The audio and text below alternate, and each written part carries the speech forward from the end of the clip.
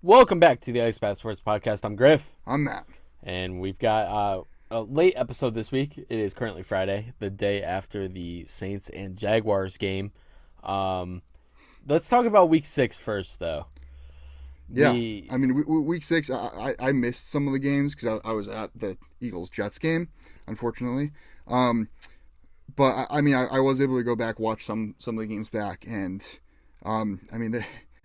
there was it was not to say it was a quiet week, but it was more same old. Yeah, a couple upsets. Yeah, well, aside from those, first off, I think we got to talk about Atlanta. Yeah. They got to get rid of Ridder. I mean, he threw 3 interceptions against Washington. He was 28 of 47, 370 yards passing, 2 touchdowns, 3 picks. They lost that game. It's his first home loss, right? Yeah. Yep. But he's looked, mediocre even when he looks good. Yeah, I don't know. I think it's definitely time to consider a change. We've talked about how you got to give Ridder the chance to just throw the ball, and they did that, and right. He didn't look good. And I don't know, the Atlanta offense is just, it's weird to me. Like they don't get the best playmakers involved. Right. And you have so many playmakers on that team. You do. Between Bijan, Pitts, Drake London. We've talked about it before. But you don't have a guy commanding that offense that's, able to, utilize all these weapons to the best of their abilities. Yeah. Bijan, I guess, you got to get him more involved in the passing game. I think that's more on the coach. Pitts, we've seen them start to actually, Arthur Smith is began utilizing Kyle Pitts. He had a touchdown, I think, back-to-back weeks, right? Or at least last week he had a touchdown. Yeah. But, they're using him in the red zone. They're getting him targets. His target share has gone up significantly over the last few weeks from where it was at the beginning of the season. The squeaky wheel gets the grease. But, you have a guy like Drake London who's been kind of quiet this season. This is a guy you spent a first-round pick on, and his whole game is, going up and getting those, 50-50 balls, right? And he's a big-body receiver. Yeah, to be fair, he did have 9 catches for 125. He's only got 2 touchdowns on the year. Kyle Pitts has 1 touchdown on the year. But these are 2 guys that are 6'4" plus. Yeah. Kyle Pitts is 6'6". 6'6". But 2 guys that are big body receivers, and you're not getting them involved in the red zone. Yeah, 100%. But they also got to get to the red zone. It's also, I think it hurts that their number 2 receivers, Mac Hollins. Yeah, I don't even know. Like, I guess you could consider Mac Hollins the number 2. Outside of that, they brought in Van Jefferson. Yeah, but he couldn't even squeak by the Rams team that was without Cooper Kupp. You got Kaderil Hodge. Unless you put Cordarrelle Patterson back at receiver. Yeah, Scotty Miller. But they don't have the depth. I think that's the issue there. So what I'm afraid of with Atlanta is they're currently in purgatory. They're 3-3, right? You're at 500. You're sitting there, 3-3. But then again, it's not enough to call for a change.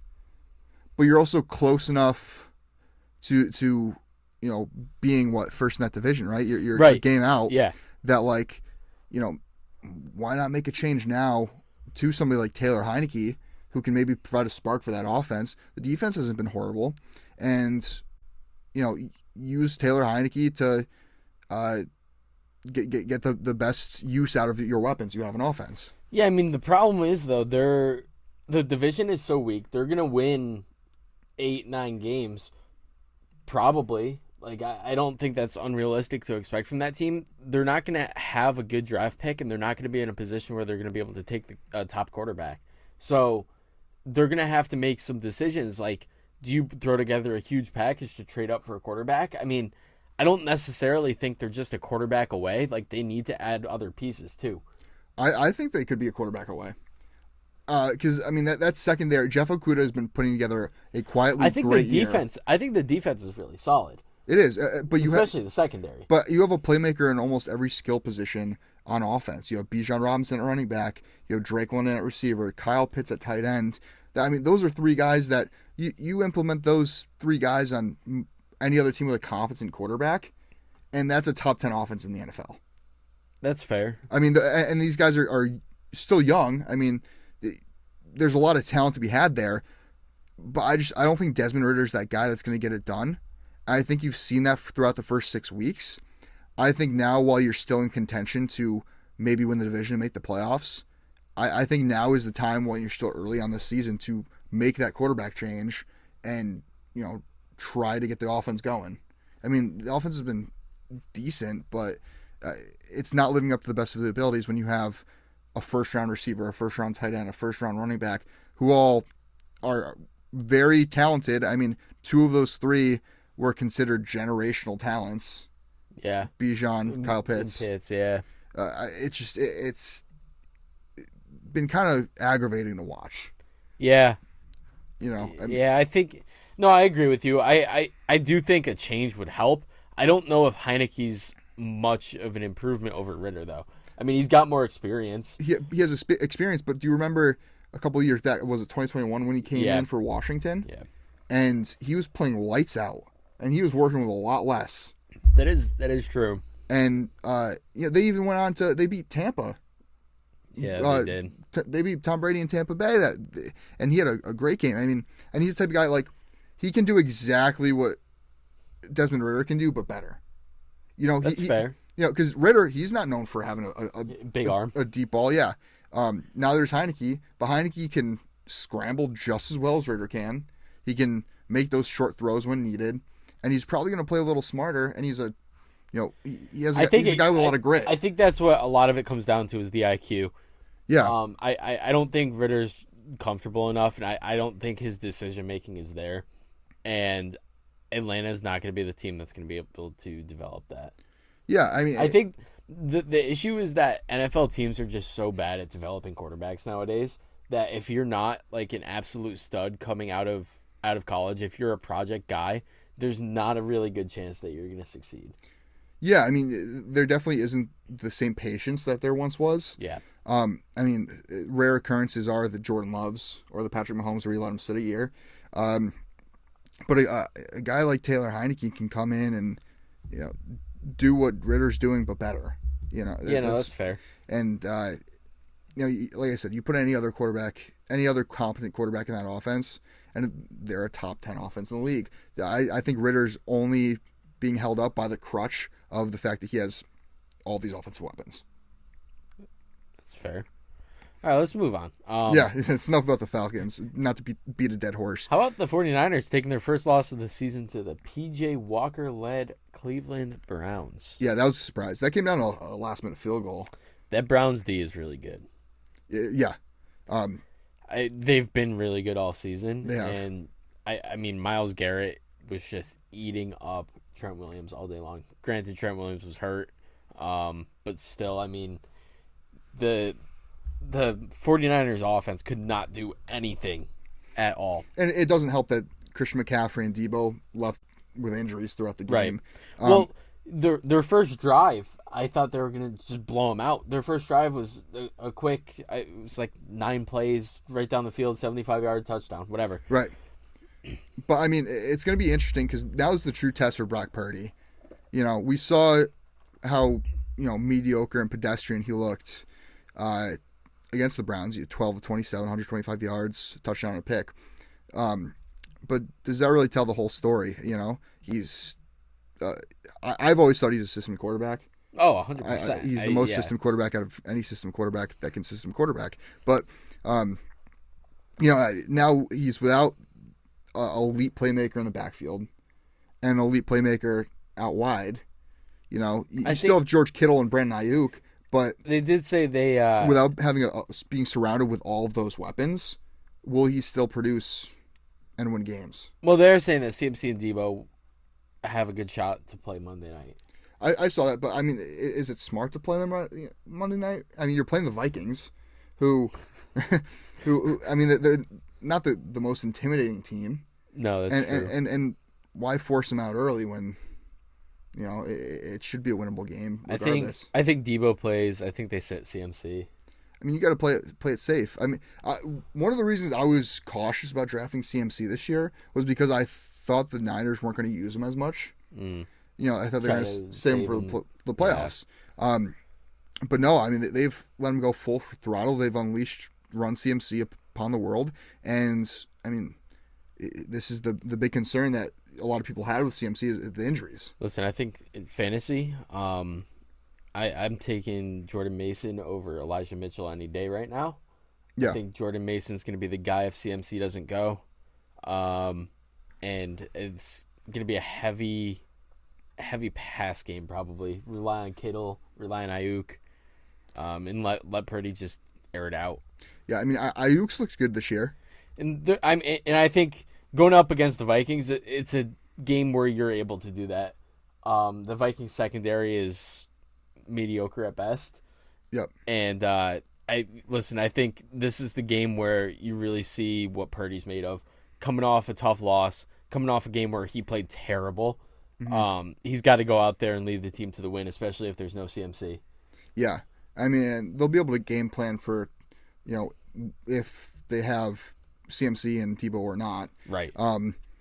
It's hard when somebody leaves with an injury mid-game because that totally screws up the entire game plan.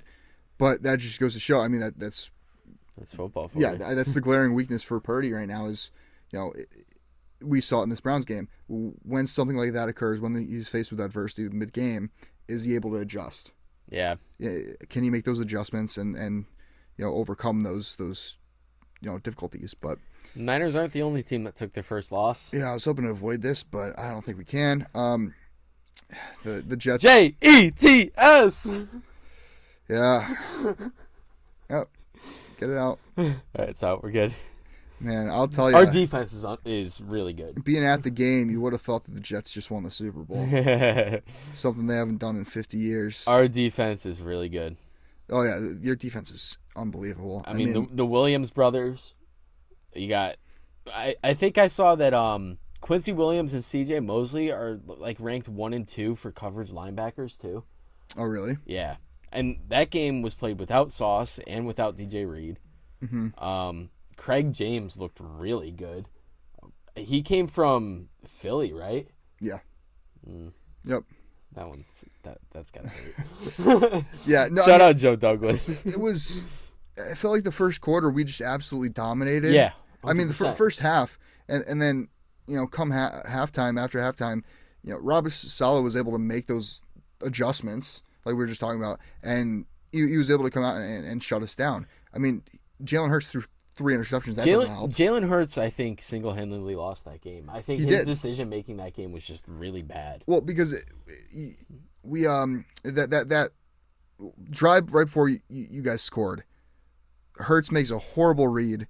He throws it, gets baited, picked off. Yeah. And then all of a sudden that interception leads to a go-ahead Breece Hall touchdown. Yeah. And then all of a sudden you're in a losing situation, and it's 2-minute drill, and you're facing one of the best defenses in the league. For an offense that all year is able to move down the field and score at their own pace, being put in a high pressure situation like that, it's a little concerning going forward in the rest of the season because, what are you going to do next time that happens? Is Lane Johnson back? Lane Johnson should be back. That was the other thing they were plagued with injuries. Going in, they were without Jalen Carter and Darius Slay, which you could obviously see hurt the defense. Especially in the run game with no Jalen Carter. Yeah. I mean, and Garrett Wilson picked us apart. Yeah. Without Slay, it was tough. I mean, James Bradbury's not having as good of a year as he did last year. Right. And I mean, Jalen Carter's pass rush, too. I feel like we didn't get that much pressure on you guys. No. We had a couple sacks, but it wasn't anything too flashy. But then you lose Lane Johnson, and there was a huge glaring weakness on that right side. Bryce Huff looked really good with no Lane Johnson out there. Yeah. Well, Bryce Huff was also lead the leads in pressures. Yeah, I mean, Bryce Huff is the most underrated pass rusher in the league. Actually, at this point, I don't even think he's underrated. I think people are realizing that his pass rush is just unbelievable. Right. So, I mean, am I concerned going forward about Philadelphia and their team. 100%, especially after watching against the Jets. But I do want to take it with a grain of salt because we played a great defense. We had a lot of injuries. The issue is your next 7 games. Right. Oh, 100%. This is the toughest schedule I have ever seen. Yeah. This stretch that you're in right here. So this week you got Miami. Yeah, then you're at Washington. Which that should be a winnable game at Washington.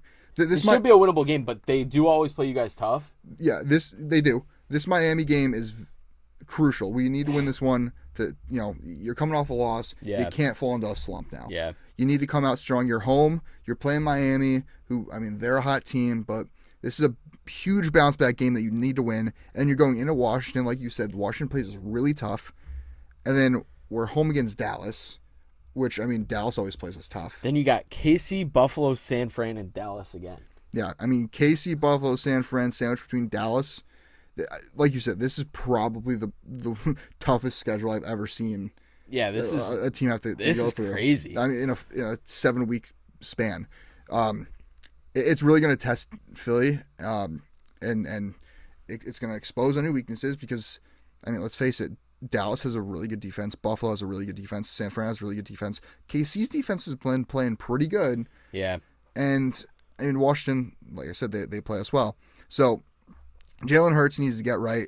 I don't know what's been up with him this season, but he's already thrown as many interceptions this season as he had last year. Yeah.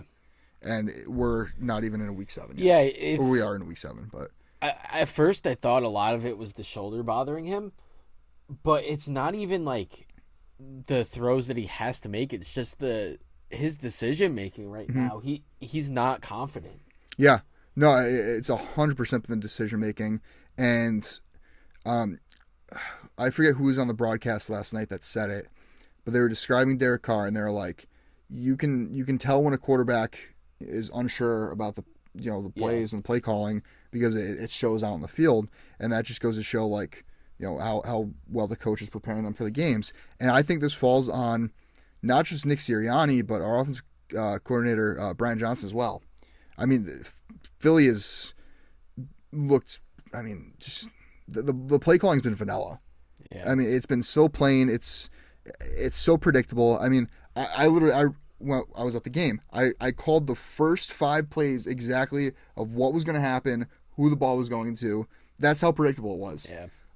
I was like, okay, this is going to be an out route to A.J. Brown. All right, this one is going to go to Goddard. It was so predictable. And when you have all these playmakers on your team, A.J. Brown, Devonta Smith, Dallas Goedert, DeAndre Swift, and now Julio Jones, you got to... Yeah, we didn't even talk about that. Yeah, you got to find a way to spread the ball around, but your offensive play calling's got to be a little more creative than that. Julio Jones is going to be fun.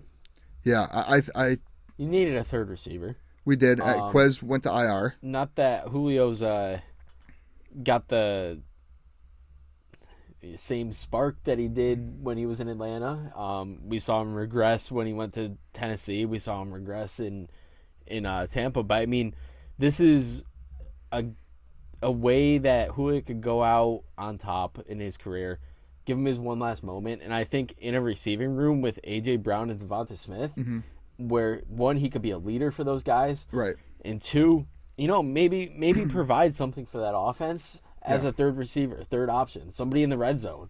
Yeah, if he finishes this season with 500 yards, 5 touchdowns, I'd say that's great production from him. 100%. But I believe I was telling you this, even if he doesn't play a single snap for us, his locker room presence alone is going to be worth the contract that we gave him. I agree.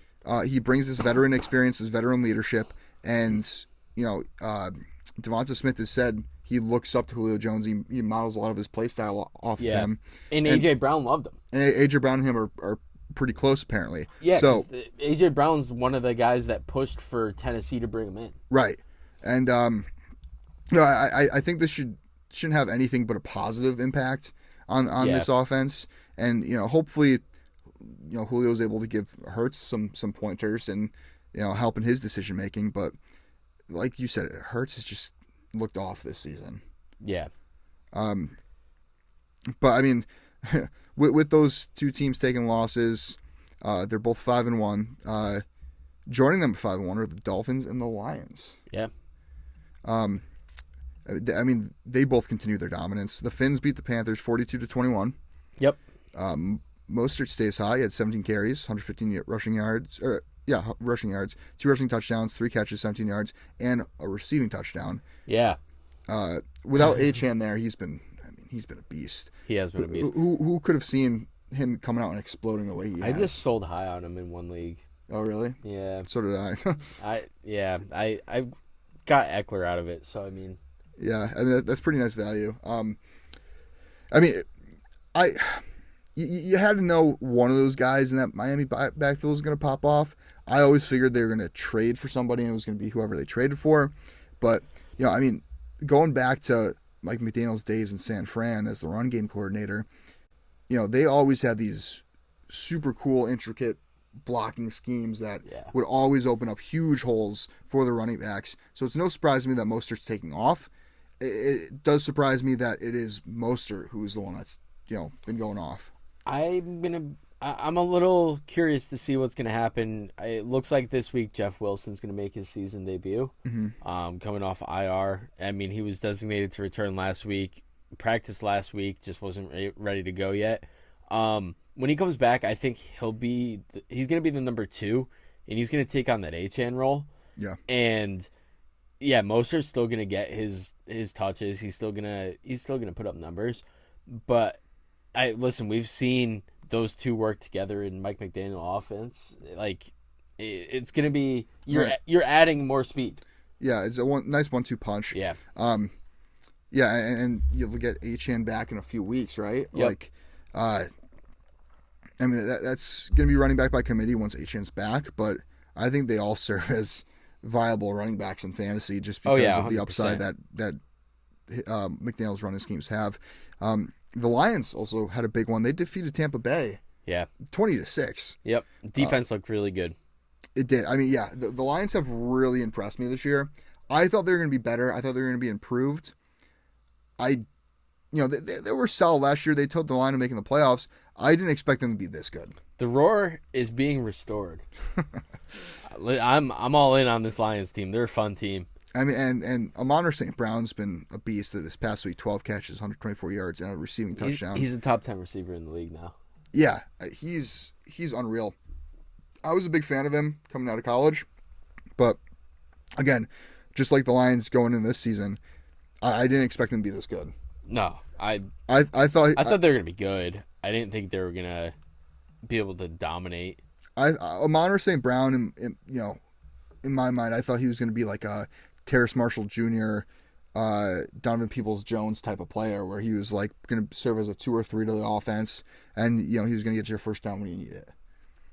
But he's come into his own and become way more than that. He's top 3 slot receiver in the league, top 10 receiver in the league in general. Just get him the ball and big things happen, and we've seen it the last couple of years now. Yeah. I mean, him and that little black book of all the receivers taken before him, man. That he reads every morning because he's a typical receiver. Let's jump into our Week 7 picks. Yeah, last week we both went 9-6. You were now 58-35. I am 57-36. Still got me by a game. Obviously, we're not making a Thursday night pick because the game already happened. Yeah, the Jags obviously beat the New Orleans Saints. The Saints that came out, they looked kind of flat. Until the end of the game. Until the end of the game, they started. Yeah, they started to come Alvin back Kamara a little bit, but had 12 catches. 12 catches is just insane by a Derek running Carr back. check down king now. Yeah, I mean, Derek Carr, he's trying to force the ball way too much. I mean, it shocks me. Well, it doesn't shock me because I wasn't a fan of Derek Carr in New Orleans going into this season anyways. I was. The reason was because last season he had Devontae Adams, Darren Waller, and Josh Jacobs. And did nothing. And did nothing in that Raiders offense. And you could have chalked up to Josh McDaniels, but now we're seeing he has Michael Thomas, Chris Olave, and Alvin Kamara, and he's still doing nothing. So what's the common denominator here, The Jags look good, though. Yeah. But classic Doug Peterson. Defense didn't look great. Classic Doug Peterson, where, they start to fall apart towards the end of the game. Yep. They did have a lot of turnovers. They need to clean up, but Jags being 5-2, man. Yeah. I thought they were going to be good this season. 5-2 good. I don't know. They T-Law looked much better. Yeah. I think he's healthier than people are. He was the team's leading rusher. Giving him credit If he for. wasn't, if he wasn't healthy, they wouldn't have him scrambling. They wouldn't Right. allow him to be scrambling. He'd roll out and throw the ball away. But he makes plays with his feet, and that's what makes him so dangerous. Is because he's got the big arm. His decision making is much better than what we've seen out of him in the past. Yeah. And you mix that with his ability to just take off and get the first downs. He's a threat. For sure.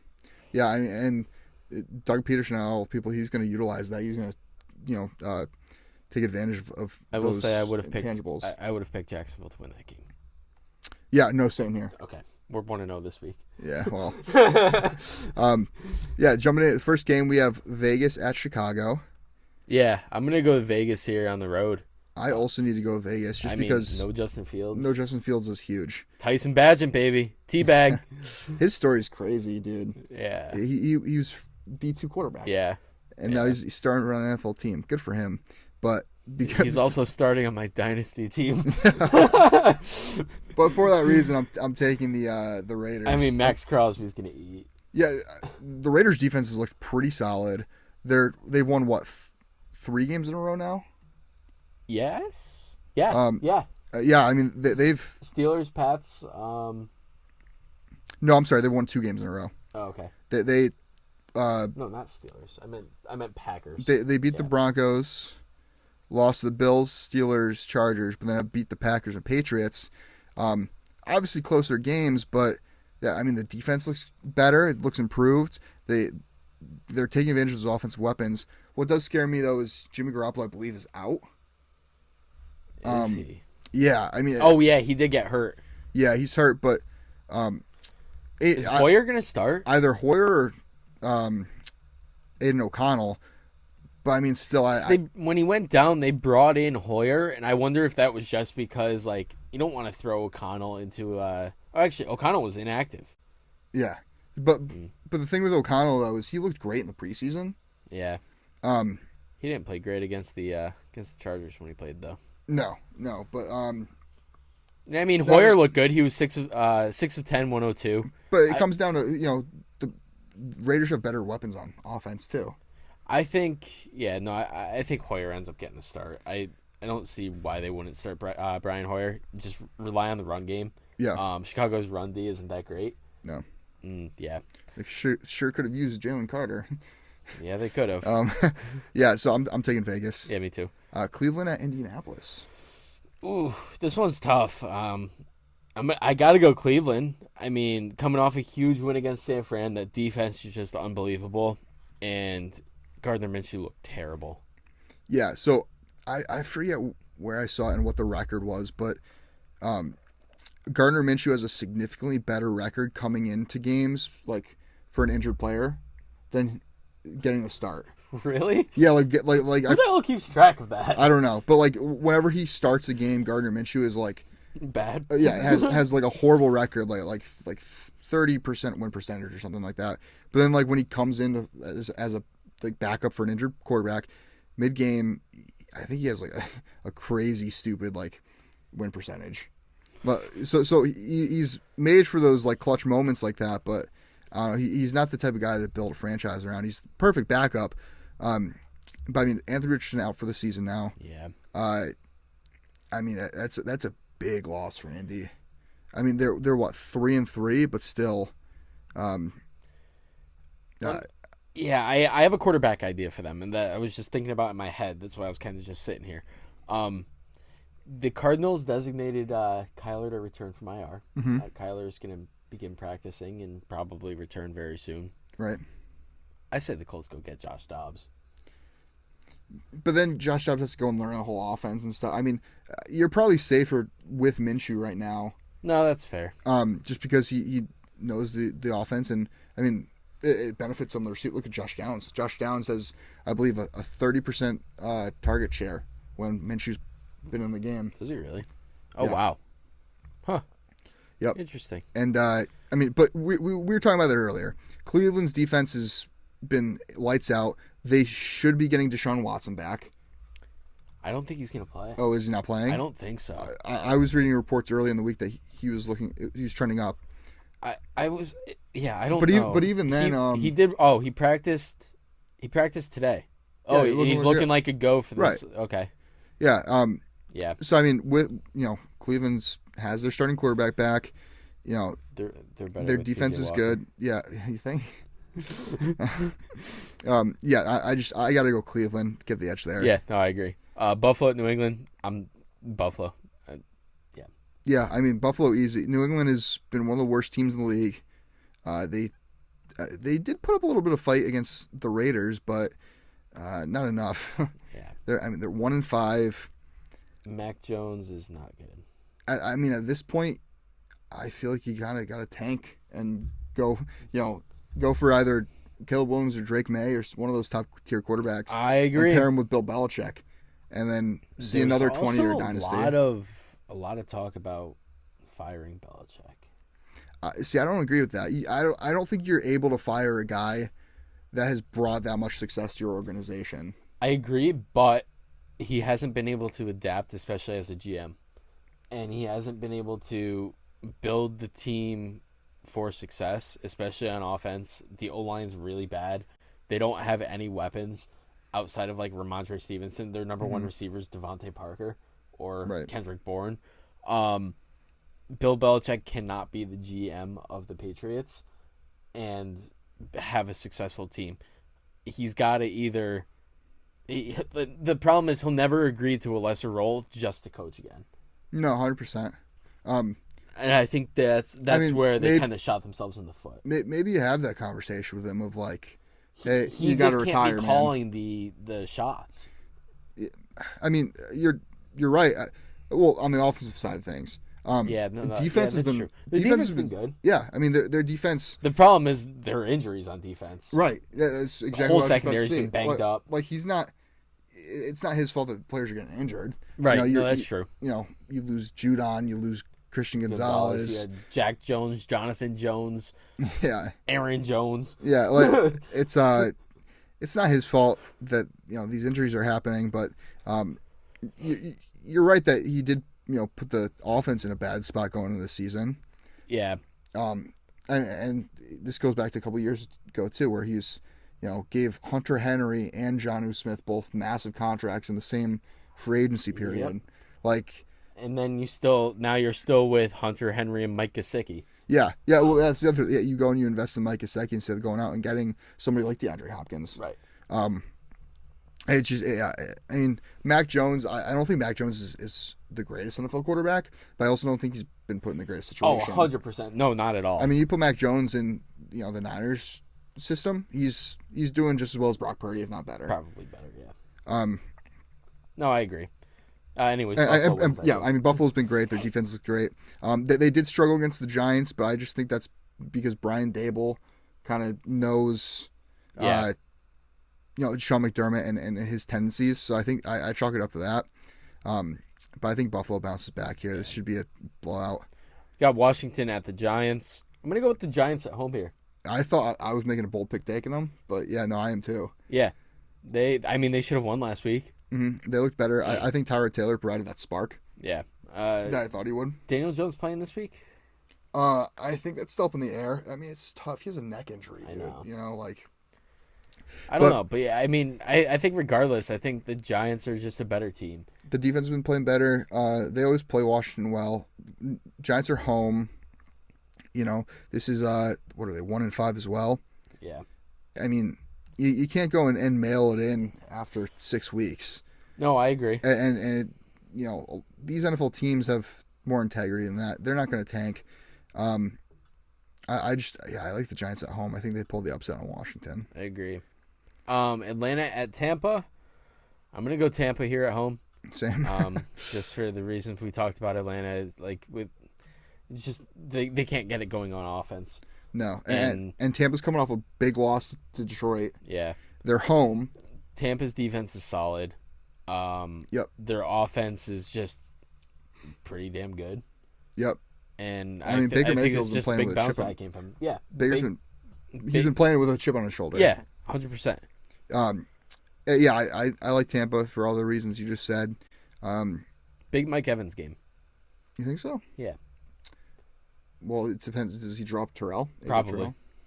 But yeah, I mean, like we said, Atlanta's been underperforming from how they should be performing on offense. Yeah, 100%. And Tampa themselves is for me the biggest thing was they're coming off that loss against Detroit where they only put up 6 points. They're due for a big offensive explosion. Speaking of Detroit at Baltimore is the next game. This should be a great game. Really good game. I was kind of torn. I'm gonna go Detroit. I'm also going Detroit. I mean, Detroit's just playing hot football right now. Baltimore, I mean, Baltimore's been winning games, but kind of the same boat as Philly that they haven't looked great in the games they're winning. Yeah. I mean, they've tons of drops. Lamar can't really seem to get any help, and I mean, they have not been putting up that many points on offense. I'm pretty sure. No, they have not. Yeah, I mean, their defense is really good. Yeah. I just think this is a really tough matchup for them, and I think I don't think their secondary is going to be able to stop the deep ball with J-Mo. I mean, you got Amon-Ra St. Brown, who we just talked about for a couple minutes. Detroit, especially if Jahmyr Gibbs is back, I think Jahmyr Gibbs has a big day because I know Montgomery's going to be out. So. I was about to say the same thing. I think without Dave Montgomery, I think Gibbs is it's been long. Breakout game. Yeah, it's been long enough into the season now where he's been able to kind of learn the playbook and whatnot. And yeah, I think you're right. I think he has a breakout. Yeah. Pitt at the Rams. I was back and forth on this game. Me too. I'm going Steelers on the road here. I'm also going the Steelers on the road here. I thought mine was a pretty bold pick, but I thought so too. I love the Steelers defense. I think they're coming off a bye, correct? Yeah, that's why I took them was because they're coming off a bye. They've had 2 weeks to prepare for this game, and although I think this is a big Puka Nacua game, I think it's just as big of a George Pickens game. Really, I hope so. I'm starting him this week somewhere. I mean, Pitt, you got to start fixing these offensive issues at some point. You have 2 weeks to prepare and game plan for a Rams defense that's been lackluster. Yeah, 100%. I mean, I think Pitt wins in a field goal of a game. Yeah, it's gonna be a close game. Wins by a field goal. Yeah. Arizona at Seattle. Going Seattle at home. Seattle's been really good. And Seattle at home is just. And they're home. Yeah, 100%. And Arizona, I mean, if Murray is back for next week, this could be Josh Dobbs' last starting gig.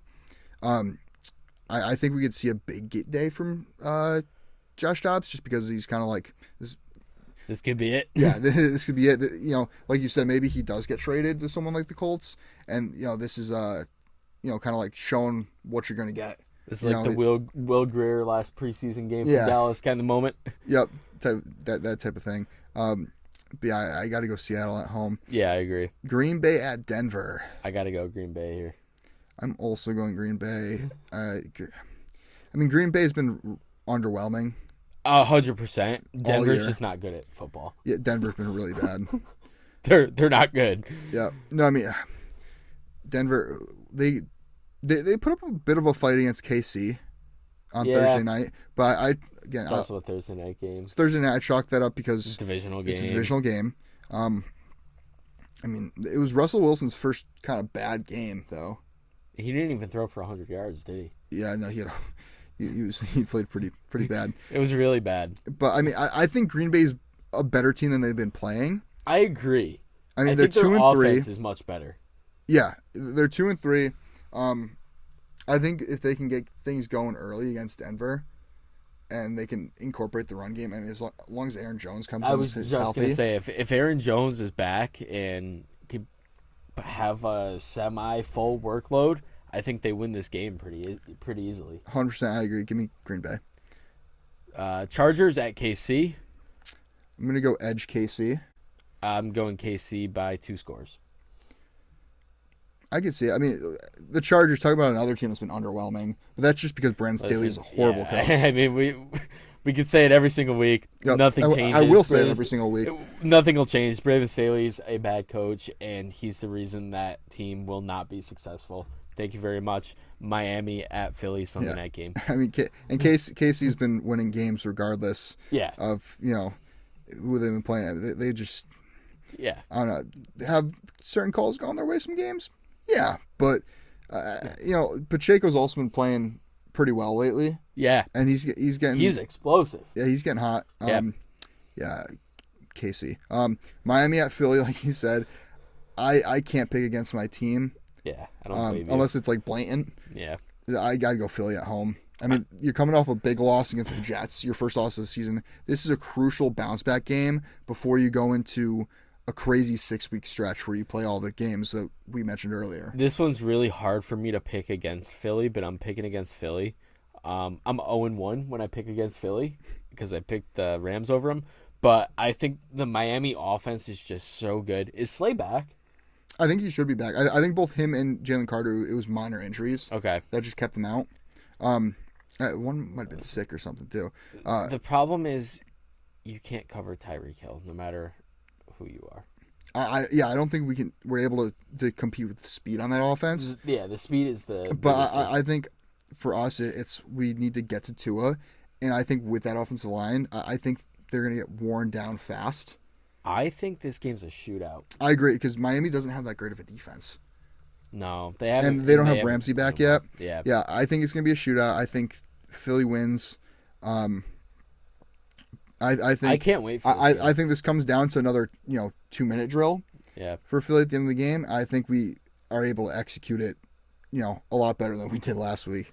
You better hope if it comes down to a 2-minute drill, they can execute it better. Yeah. But Philly, no, I do think I'm really looking forward to that game. I think it should be a great game. Yeah, give me Philly at home. And then the final game's Monday night. It's San Fran at Minnesota. Like you said, McCaffrey and Debo probably are playing. I would say trending up. Yeah, I would say more likely Debo plays. Mm-hmm. It's just tough with CMC. I mean, he's your number one playmaker. He touches the ball more than anyone on that team, and you don't want to risk further injury to him, right? Especially down the stretch, and especially in a game where you really should win on paper here. And he has that history of injuries. Yeah. But even without Debo and CMC, if they're both out, I'm still going San Fran here. I would love to see Minnesota win at home, and all of a sudden Minnesota's 3-4. They're back in it. I don't like Minnesota.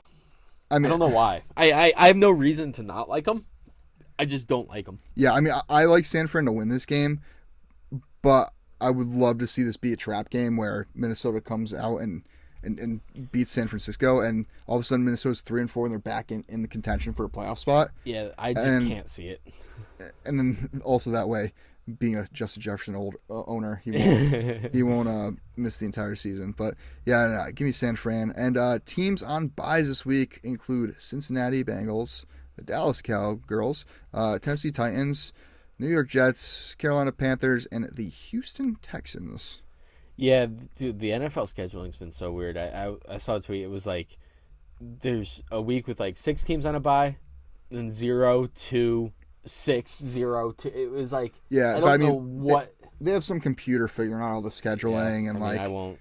When this team deserves a break compared to this one and whatnot. Yeah. But I mean, I feel like between this week and like week 9, that's a nice time for a bye. Yeah, just because.